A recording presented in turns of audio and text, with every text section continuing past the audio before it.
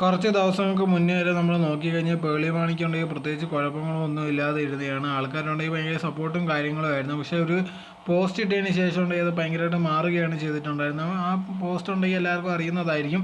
So ഇപ്പോൾ നോക്കിക്കഴിഞ്ഞാൽ ഒരുപാട് പേരുണ്ടെങ്കിൽ പേളിക്കെതിരെ സംസാരിച്ച് രംഗത്ത് വരുന്നുണ്ട്. ഒരുപാട് സെലിബ്രിറ്റീസ്, ഒരുപാട് ഇൻഫ്ലുവൻസേഴ്സ് ഒക്കെ വരുന്നുണ്ട്. അങ്ങനെ ഇരിക്കുന്ന സമയത്താണ് ഇപ്പോൾ നോക്കിക്കഴിഞ്ഞാൽ ഉണ്ടെങ്കിൽ ഒരുപാട് പേരുണ്ടെങ്കിൽ ഇതെനിക്ക് പേളി ബ്ലോക്ക് ചെയ്തിട്ടുണ്ട്. ഒരുപാട് പേരുമായിട്ട് നല്ല ബന്ധത്തിലായിരുന്നു, അല്ലെങ്കിൽ ഫോളോ ഒക്കെ ചെയ്തിട്ടുള്ളതാണ്.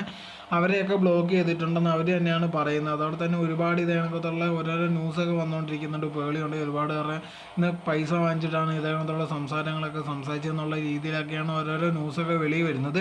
അതൊന്നും സത്യമാണെന്നൊന്നും പോലും അറിയത്തില്ല. അതുകൊണ്ട് നമുക്കത് പറയാനും പറ്റില്ല. എന്തായിരുന്നാലും ഇതേക്കത്തുള്ള ഒരുപാട് അലിഗേഷൻസ് വന്നുകൊണ്ടേ ഇരിക്കുകയാണ്. എന്തായിരുന്നാലും ഇപ്പോൾ ഇതിനകത്തുള്ള ഒരുപാട് പേര് നെഗറ്റീവായിട്ട് പേളിക്ക് എതിരെ പറയുന്നതിനെതിരെ ഉണ്ടെങ്കിൽ പേളി ഇതുവരെ മറുപടിയായിട്ടോ കാര്യങ്ങളായിട്ടോ ഒന്നും രംഗത്ത് വന്നിട്ടില്ല.